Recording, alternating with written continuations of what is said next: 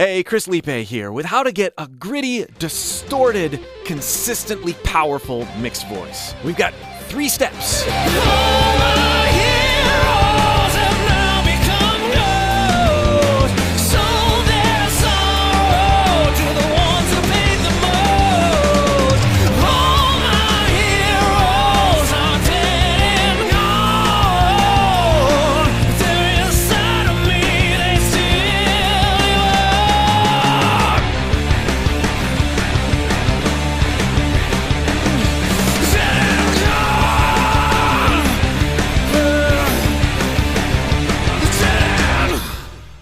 Now, before you can pursue power and distortion in your mixed voice, you have to know what mixed voice feels like, and you have to understand how to support your normal voice correctly.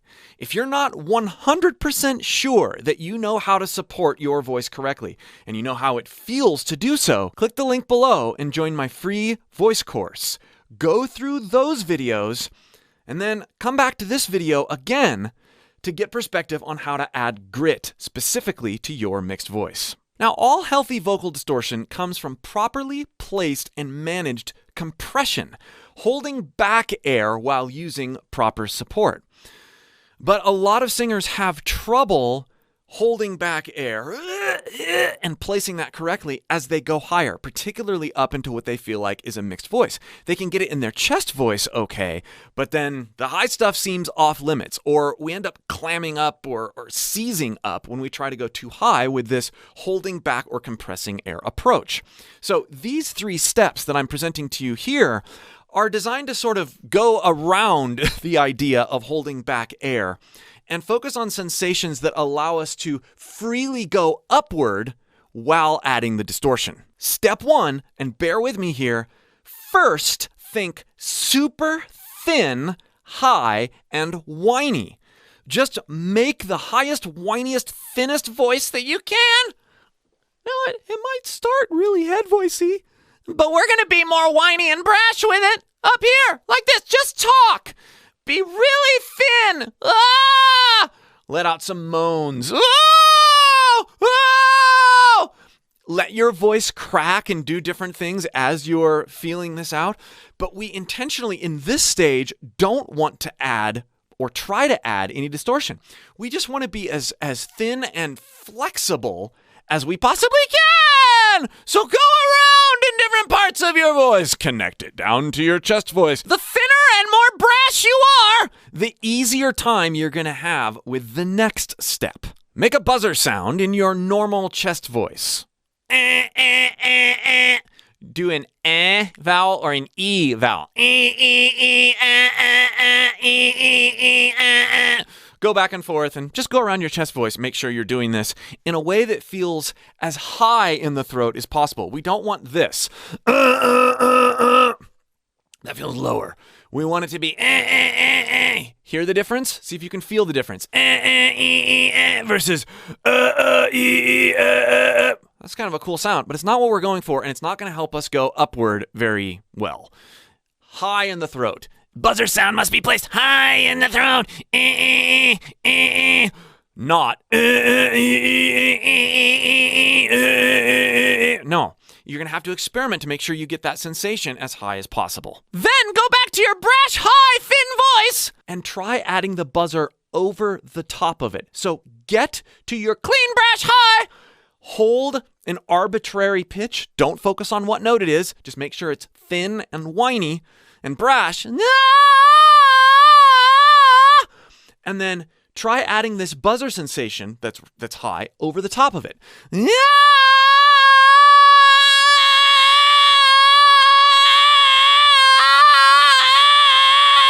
And do this with your hands. It's kind of what our throat's doing when we're doing it correctly.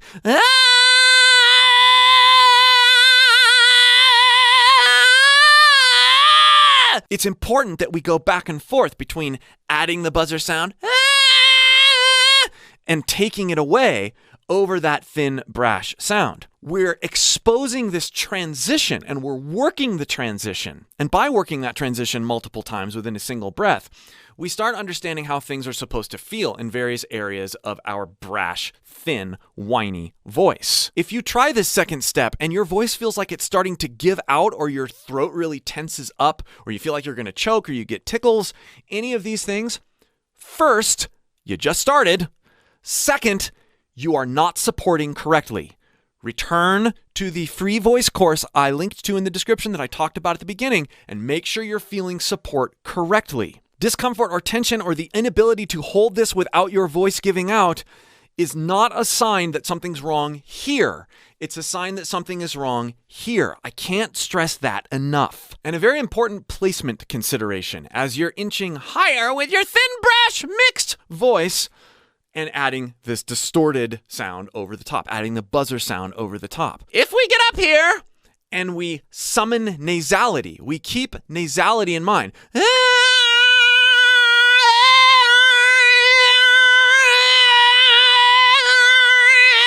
And we play around with the movement between super nasal and not nasal. You can hear it happening in my voice. Sometimes as I'm moving that resonance around between nasal and not nasal,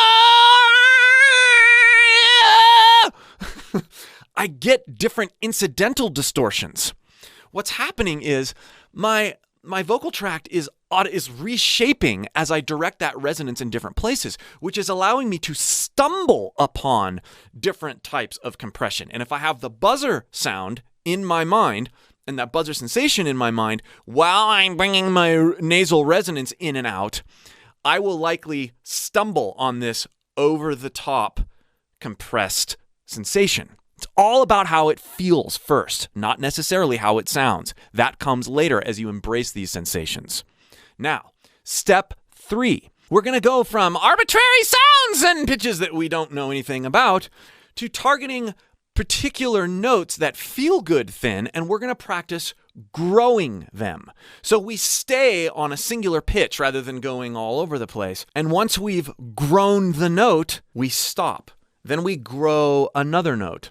So before we were going in and out, now we're going to go in and stop over a single pitch. Let me demonstrate.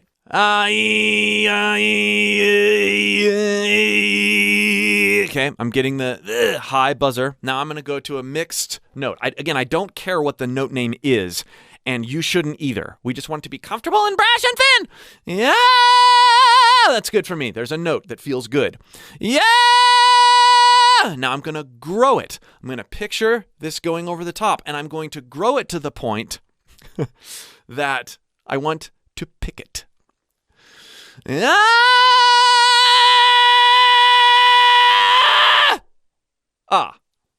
It got too ripe. My voice broke a little bit. Time to pick it. Time to stop just before that. Yeah!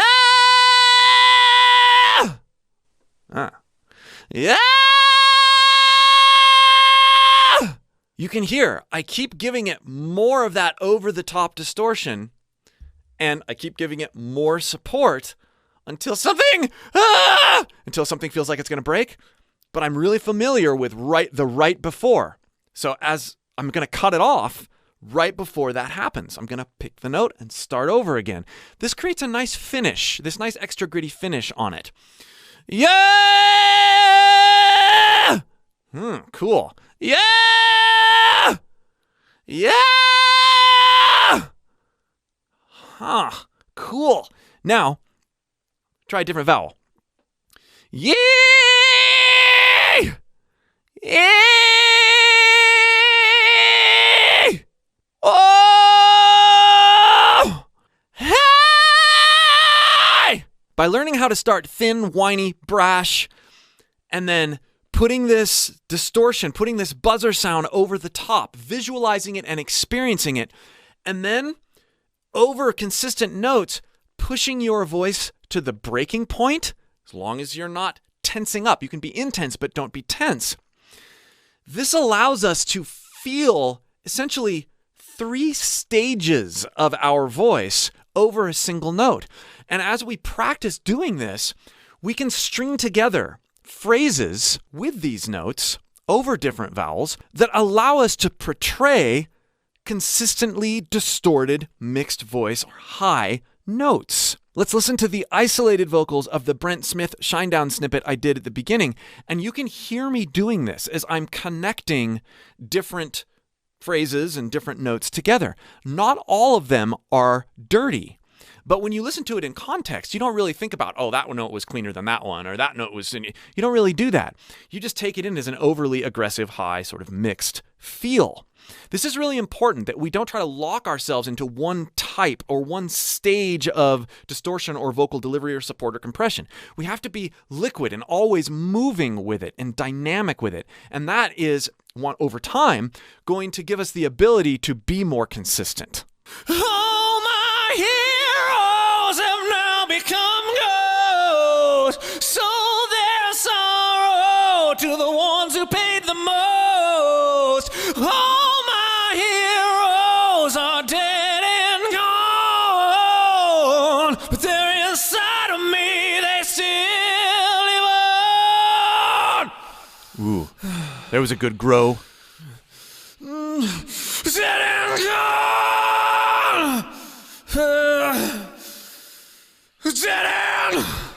Let's listen to it one more time, and I'll point out some growth and shrinking and entrances that are helpful for dynamically building distortion over your mixed voice. Oh, my hero. Even there. I'm using the sigh and nasality to find that buzzer sound over that note. All my heroes have now become ghosts. Here I grew that. Go was very, very clean, and I grew it as I went down in pitch. I'm connecting and modifying my level of buzzer over the top as I'm connecting phrases together. This is how it's done. So there's sorrow to the ones. Sorrow. Listen to the beginning of sorrow. Sorrow. Sorrow. I built it over the top of row, but saw was cleaner. Sorrow to the ones who paid the most. All my heroes are dead and gone. There was playing with nasality like crazy, and you heard how much of that top end sizzly grit I got out of throwing it back there, crow, instead of leaving it back. Dead and gone. And then I moved it forward, which further made it more comfortable. It was like a massage. Changing position of the and size and shape of the vocal tract helped me sustain that distortion and make it super colorful. Gone, but they're inside of me, they still live on. And there you hear live on. That's exactly one of those pushing your voice to the breaking point and then picking it before it gets too crazy. Still live on. But it's pretty clean right here in the middle. Still live on. Dead and gone. And that's just invoking my vocal break like I've talked about in many other videos. Dead and gone! Dead and gone! Dead end! Dead end! I hope this was super helpful. Play around with these tips.